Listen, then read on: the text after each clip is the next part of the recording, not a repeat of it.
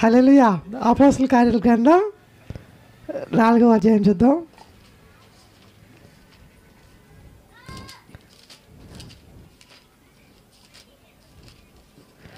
అపోస్తలుల కార్యాల గ్రంథం 4వ అధ్యాయం 23-24 వాక్యాలు చదువుకుందాం. వారు విడుదల నుండి తమ స్వజనుల యొద్దకు వచ్చి ప్రధాన యాజకులను పెద్దలను తమతో చెప్పిన మాటలు అన్నిటినీ వారికి తెలిపిరి. వారు విని ఏక మనసుతో దేవునికి ఇట్లా బిగ్గరగా మొరపెట్టిరి. నాదా నీవు ఆకాశమును భూమిని సముద్రమును వాటిలోని సమస్తమును కలగజేసిన వాడవు. హల్లెలూయా. హల్లెలూయా. ప్రార్థన చేసుకుందాం. ప్రేమగల తండ్రి, కృపగల దేవ, సర్వశక్తిమంతుడా, మీకు వందనాలు తండ్రి. కొద్దిసేపు ప్రభు ఈ యొక్క వాక్య భాగం ద్వారా తండ్రి ప్రభు మాతో మాట్లాడిన తండ్రి మేము ధ్యానించుకుంటున్నాగా ప్రభు, ఏమైతే మాకు నేర్పించాలనుకుంటున్నారో ప్రభు, కొత్త సంవత్సరం తండ్రి ప్రభు మేము ఎలా ఉండాలని ప్రభు మీరు కోరుకుంటున్నారు తండ్రి, వాటిని ప్రభు ఈ యొక్క వాక్య భాగం ద్వారా ప్రభు మాకు తెలియజేయమని యేసుక్రీస్తు నామములో అడిగి వేడుకుంటున్నాం తండ్రి. ఆమేన్. హల్లెలూయా. హల్లెలూయా. ఇక్కడ చూస్తే కనుక ప్రార్థించే సంఘం యొక్క 6 లక్షణాలు. హల్లెలూయా. చెప్పండి, ప్రార్థించే సంఘం యొక్క 6 లక్షణాలు మనకి ఇక్కడ కనబడుతుంటున్నాయి. సాధారణంగా వేరేది ఏదో నేను అనుకున్నాను, కానీ ఇక్కడికి వచ్చి కూర్చున్నాక ఇక తప్పదు, నువ్వు అనుకున్నది చెప్తే నేను ఊరుకోను అన్నట్టుగా దేవుడు కర్రపట్టుకొని ఆ యొక్క వాక్య భాగం చూపించారు. మనం చూస్తే కనుక ఈ యొక్క వాక్యంలో ప్రార్థించే సంఘం ఎలా ఉంటుందో 6 లక్షణాలు మనకు పరిశుద్ధాత్మ దేవుడు తెలియజేయాలని చెప్పి ఆశిస్తూ ఉంటున్నాడు. సాధారణంగా మన చర్చి పేరేంటి? పక్కన అడగని చెప్పండి. ఏ మందిరం? పక్కన అడగకుండా చెప్పాలి. ఏ మందిరం? ప్రేమ సువార్త మందిరం కాదు, ప్రేమ సువార్త ప్రార్థనా మందిరం. హల్లెలూయా. ప్రార్థన ఉంది కాబట్టి మరి ప్రార్థన కూడా ప్రార్థనా సంఘం కాబట్టి మరి ఈ యొక్క ఉంటే ప్రార్థనతో ఉన్నటువంటి సంఘంలో ఎలా ఉంటుంది, ఎలా చేయాలో మనం ఇక్కడ నేర్చుకుందాం. మొట్టమొదటి కనుక చూస్తే కనుక ఈ రోజుల్లో ఉన్న సమస్యలన్నిటికంటే పెద్ద సమస్య ఏంటంటే కనుక సంఘ ప్రార్థన లేకపోవడం. పెద్ద సమస్య ఏంటి? సంఘ ప్రార్థన లేకపోతే దాని తర్వాత ఇంకా ఏమైనా సరే ముందు ఏంటంటే ఇదే మనం ఎక్కడికి వెళ్ళినా కూడా ప్రతి క్రైస్తవుడికి కూడా ప్రతి విశ్వాసికి కూడా అనేక సమస్యలు ఉంటూ ఉంటాయి, కానీ వాళ్ళందరికీ తెలియని పెద్ద సమస్య ఏంటంటే కనుక సంఘ ప్రార్థనలో కలవకపోవడం, లేకపోతే మనకి సంబంధం లేనట్టుగా ఉండటం లాంటివి పెద్ద సమస్య. ఇక్కడ చూస్తే ప్రార్థించే సంఘం ఏంటంటే మొట్టమొదటిగా ప్రార్థించే సంఘం ప్రార్థన యొక్క ప్రాధాన్యతను గుర్తిస్తూ ఉంటుంది. ప్రార్థించే సంఘం ప్రార్థన యొక్క ప్రాధాన్యతను గుర్తిస్తూ ఉంటుంది. వాళ్ళకి చెప్పకల్లా మీరు ప్రార్థన చేయండి, మీరు ప్రార్థనకి రండి, మీరు ప్రార్థనలో ఎదగండి అని చెప్పి చెప్పకల్లా ప్రార్థించే సంఘం అంటే ఏంటంటే కనుక తప్పనిసరిగా ప్రార్థన యొక్క ప్రాముఖ్యతను ఎరిగి ఉంటూ ఉంటుంది. మనం చూస్తే కనుక 24వ వాక్యం చూద్దాం. వారు విని ఏక మనసుతో దేవునికిట్లు బిగ్గరగా మొరపెట్టిరి. ఏం చేశారంట? బిగ్గరగా మొరపెట్టిరనగా ప్రార్థన చేసిరి. మనం చూస్తే వీరికి ఎవ్వరూ చెప్పలా ప్రార్థన చేయండి అని.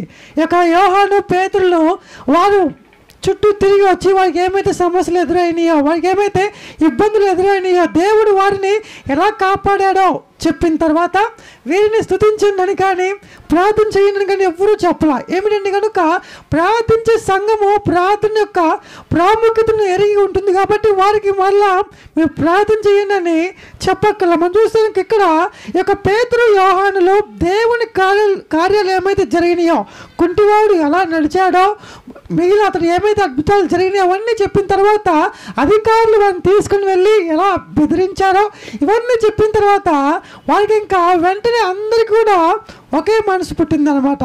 ఒకరు చెప్పలేదు, అందరికీ ఒకే మనసు, అందరూ కలిసి అంట బిగ్గరగా అక్కడ చూస్తే కనుక క్లియర్గా రాయబడి ఉంది, దేవునికి ఇట్లు బిగ్గరగా మొరపెట్టిరి.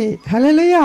నిజంగా మనం చూస్తే కనుక అద్భుతాలు జరగాలి అంటే, అద్భుతాలు కనుక అందరి జీవితంలో జరగాలంటే కనుక ఒక్కొక్కరు చేసుకోవడం లేకపోతే ఇద్దరు ముగ్గురు కలిసి చేసుకోవడం కాదు, కానీ ప్రాముఖ్యంగా సంఘ ప్రార్థన అనేది చాలా ప్రాముఖ్యం అన్నమాట. నిజంగా ప్రార్థించాలి అనే ఆలోచన ఉన్నవాడికే ప్రార్థన యొక్క ప్రాముఖ్యత తెలుస్తుంది. ఆ యొక్క ప్రార్థనకు ఎంత ప్రాధాన్యత ఉంటుందో, ప్రార్థన యొక్క విలువ ఎంత ఉంటుందో ఆ యొక్క ప్రార్థించాలి అనేటువంటి ఆశ ఉన్నవాడికే తెలుస్తూ ఉంటుంది. ఇది మొట్టమొదటి లక్షణం అన్నమాట. ప్రార్థించే సంఘం ఆటోమేటిక్గానే ప్రార్థన యొక్క ప్రాముఖ్యతను ఎరిగి ఉంటుంది. కాబట్టి ఎప్పుడు ప్రార్థన చేయాలో పక్కన వాళ్ళు అడగాల్సినటువంటి పరిస్థితి ఉండదు, ఒకరు చెప్తే వినాల్సినటువంటి పరిస్థితి కూడా ఉండదు. ఇక రెండోది చూస్తే కనుక ప్రార్థించే సంఘం విశ్వాసం, ప్రార్థించే సంఘం యొక్క విశ్వాసం ఎలా ఉంటుందంటే కనుక నిరంతరం కూడా దేవుని మీదే ఉంటూ ఉంటుంది. ప్రార్థించే సంఘం యొక్క విశ్వాసం మనుషుల వైపు ఎన్నడే కానీ చూడతారు. మనం చూస్తే ఇంకా ఈ యొక్క వాక్య భాగంలో 24 వాక్యం చూస్తే ఇంకా వారు విని ఏక మనసుతో దేవునికి ఇట్లు మొరపెట్టారు. మనం చూస్తే కనుక వీరందరూ కూడా దేవునికి ఎందుకు మొరపెట్టారు?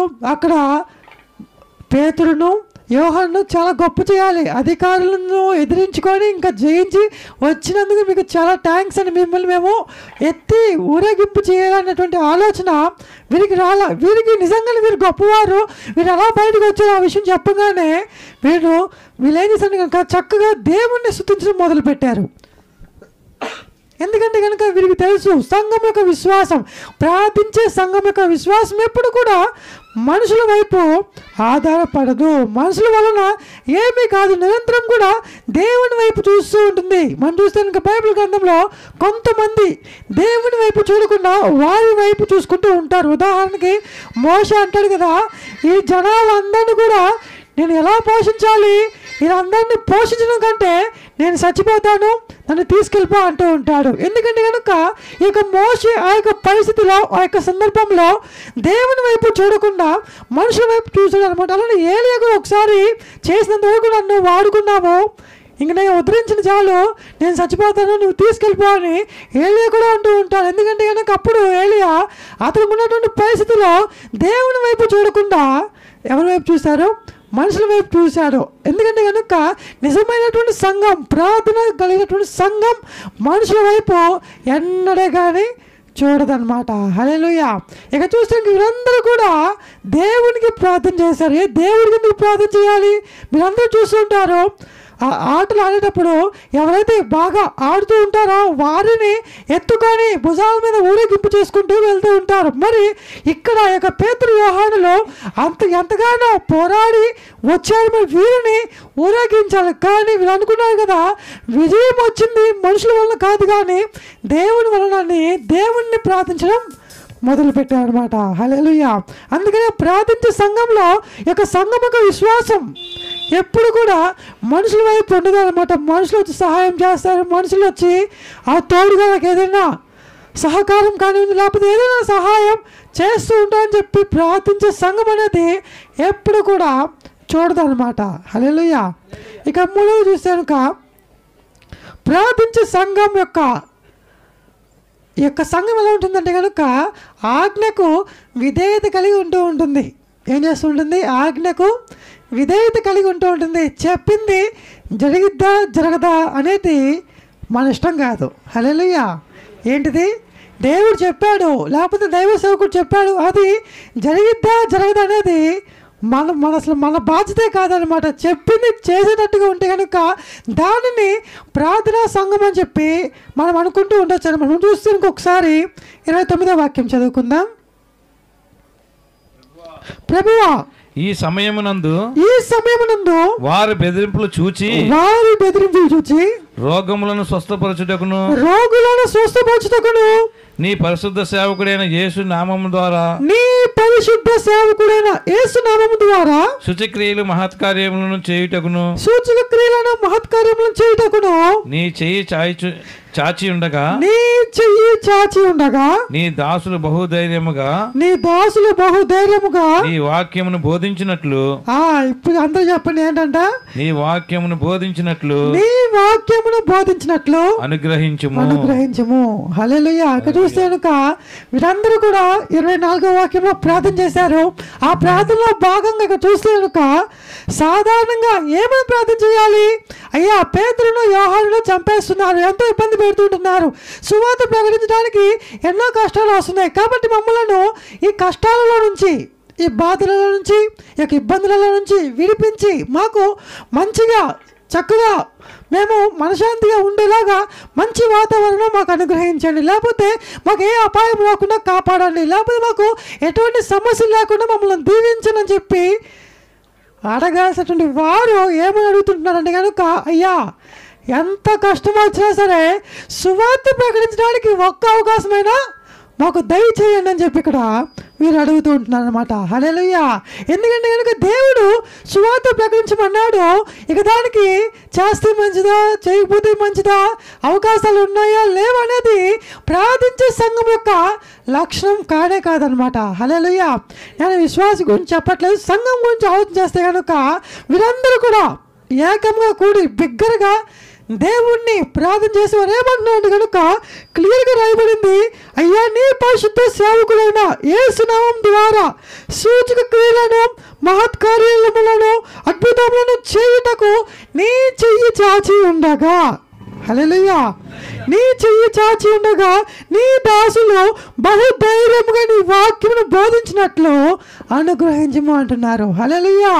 ఎన్నో ఇబ్బందులు వస్తున్నాయి, వాటిలో నుంచి కాపాడని అడగట్లేదు, కానీ ఎన్ని ఇబ్బందులు వచ్చినా సరే నువ్వు చెప్పినటువంటి పని చేయడానికి, నీవేదైతే సెలవిచ్చావో ఆ పని చేయడానికి ఒక్క అవకాశమైనా మాకు దయచేయండి, మాకు మీ పని చేయకుండా ఉండడానికి వీలు లేకుండా, మాకు ఎటువంటి ప్రాబ్లం లేకుండా చక్కగా నీ పని చేయడానికి సహాయం చేయండి అని చెప్పి వీరు ప్రార్థన చేస్తూ ఉంటున్నారన్నమాట. హల్లెలూయా. మనం చూస్తే కనుక దేవుడు కానివ్వండి, దైవ సేవకుడు కానివ్వండి, ఒక మాట చెప్పారంటే కనుక ఆ మాటకు కట్టుబడి ఉంటే కనుక ఇంకా దానికి తిరుగులేదన్నమాట. మీకు ఒక ఉదాహరణ చెప్తాను.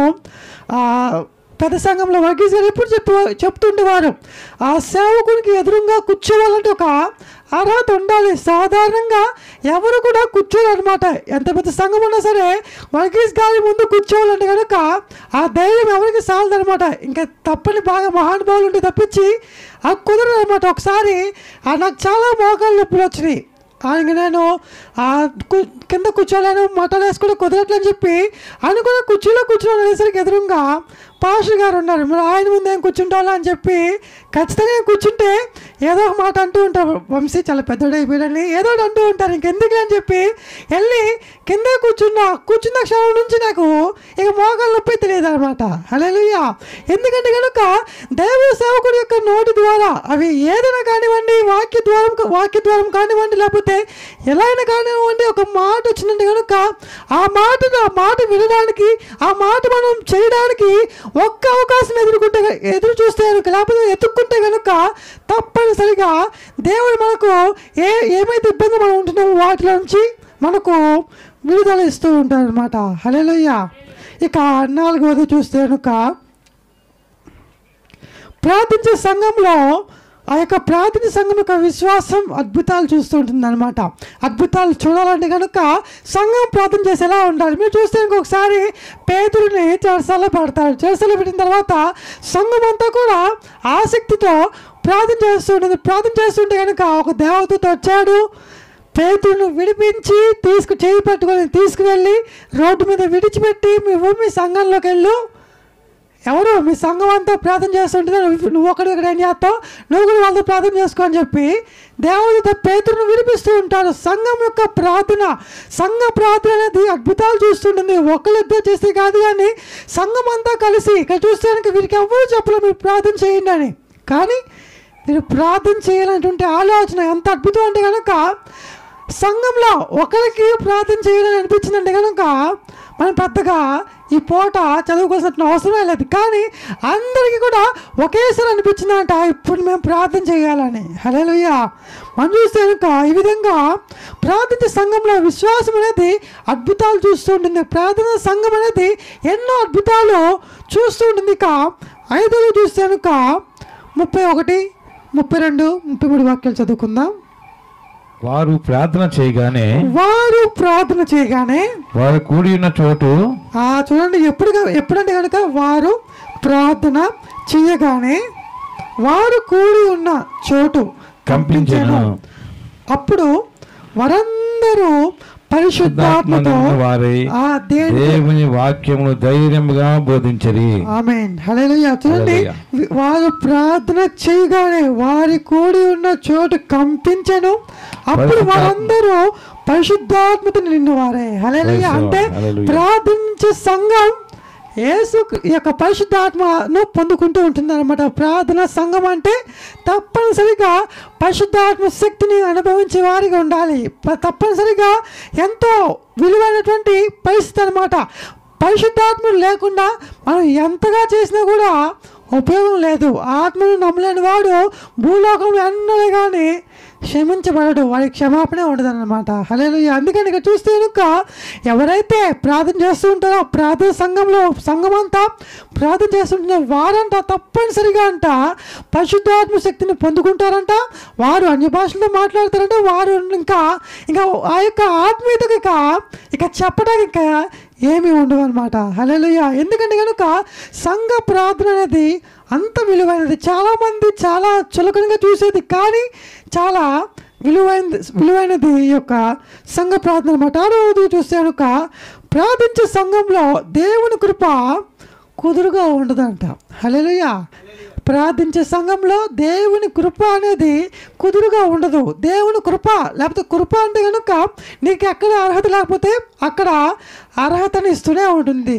ఏంటి కృప అనగా నీకు ఎక్కడ అర్హత లేదో, నీకు ఉద్యోగం చేయడానికి అర్హత లేదా, ఆ యొక్క ఉద్యోగం నీకు అర్హతని ఇస్తూ ఉంటుంది. నీకు ఏదైనా చేయడానికి నీకు అర్హత లేదా, లేకపోతే ఏదైనా నువ్వు ఆ జీవించడానికి లేకపోతే చక్కగా సంతోషంగా ఉండటానికి నీకు అర్హత లేదేమో, ఆ అర్హతను నీకు ఇస్తూ ఉంటుంది. ఈ యొక్క కృప అనేది ప్రార్థించే సంఘంలో ఇంకా చాలా ఎక్కువగా ఉంటుంది. అది కుదురుగా ఉండదంట. ఒకసారి మనం చదువుకుందాం. 33వ వాక్యం చదువుకుందాం. అపోస్తలులు ఇదిగాక అపోస్తలులు బహుబలముగా ప్రభువైన యేసు పునరుద్ధానము యొక్క పునరుద్ధానము గురించి సాక్ష్యం ఇచ్చిరి. దైవ కృప అందరి యందు అధికముగా ఉండెను. ఎలా ఉండేనంట? అధికముగా ఉండెను. హల్లెలూయా. మామూలుగా కృప ఉంటేనే పేస్ట్ అమ్ముకునేటువంటి వ్యక్తి ఇప్పుడు ఇంటికంట హెలికాప్టర్లో వెళ్తున్నాడంట. పేస్ట్ని పట్టుకొని ఇంటింటి తిరిగేటువంటి వ్యక్తి, పేస్ట్లు అమ్మేటువంటి వ్యక్తి ఇప్పుడు హెలికాప్టర్లో ఇంటికి వెళ్తున్నారంట. దేవుడు అతనికి ఇచ్చినటువంటి 100%లో 10%, ఓన్లీ 10% మాత్రమే. దేవుడు 100 రూపాయలు ఇస్తే 10 రూపాయలు వాడుకునేటువంటి వ్యక్తి ఇప్పుడు హెలికాప్టర్లో ఇంటికి వెళ్తాకి అంతా ఏర్పాటు సిద్ధంగా ఉందంట. హల్లెలూయా. కృప మామూలుగా ఉంటాయి. మరి ఎవరైతే ప్రార్థించే సంఘంలో ఉంటూ ఉంటారో, ప్రార్థన కలిగి ఉంటూ ఉంటారో, ప్రార్థన చేయాలనేటువంటి ఆలోచన అందరూ కలిసి ఉంటూ ఉంటారు, వారి పట్ల కృప అంట అధికముగా ఉంటుందంట. హల్లెలూయా. ఇక ప్రార్థించే సంఘంలో విశ్వాసం ప్రార్థన చేస్తారు. ఈ సంఘానికి వెళ్తే కనుక తప్పనిసరిగా ప్రార్థన చేసి మనకి ఏదైనా సహాయం చేస్తారు అనేటువంటి ఒక ఆలోచన మన ద్వారా 10 మందికి తెలిస్తే కనుక ఇంకా అంతకంటే గొప్ప భాగ్యం అనేది ఎక్కడ లేదనమాట. హల్లెలూయా. మనం ఎన్ని కానివ్వండి చేయాలి. ఉదాహరణకి పెద్ద సంఘంలో కూడా ఎప్పుడైనా సరే వర్గీస్ గారు ఏదైనా వాక్యం చెప్పినప్పుడు, ఒక ప్రవచన పూర్వకంగా ఏదైనా వాక్యం వచ్చినప్పుడు అందరూ కూడా ఆమెను అంటారు. ఏమంటారు? పాస్టర్ అన్నాడే కానీ నేను చూడలేదు, మీరు ఆమెను చెప్పండి ఇప్పుడు అని. ఆయన ఎప్పుడైతే అందరూ సంఘం అంతా కలిసి ఉంటుంటుందో వెంటనే ఒక మంచి ప్రవచన వాక్యం, దేవుడు దీవించబోతున్నట్టు ఒక మాట అనగానే అది రాగానే నాకు చెప్పాడా పక్కనకి చెప్పాడని కాదు, కానీ ముందు ఆమెను అన్నమా లేదా అని చూసుకుంటూ ఉండేవాళ్ళం. అలానే ప్రార్థన సంఘం కూడా అందరం కలిసి ప్రార్థన చేయాలనేటువంటి ఆలోచన వెంటనే కలిగేటప్పుడు తప్పనిసరిగా మన జీవితాలు మారుతాయి. మన జీవితాలలో పరిశుద్ధాత్మ దేవుడు జోక్యం చేసుకొని మనకి ఎక్కడైతే అర్హత లేదో అక్కడ అర్హతను కల్పిస్తూ ఒకప్పుడు లేని వాటన్నిటిని కూడా ఇస్తూనే ఉంటాడు. హల్లెలూయా. ఇంకా చెప్పాలండి కనుక వీళ్ళని చూస్తే గుర్తొచ్చింది, ఒకప్పుడు నేను కూడా అతను పడుకునేవాడిని. 31వ తారీఖు అంటే కనుక ఆ రాత్రి అంతా నా పని ఏంటి, అట్లా దుప్పటి కప్పుకొని పడుకోవడమే. హల్లెలూయా హల్లెలూయా.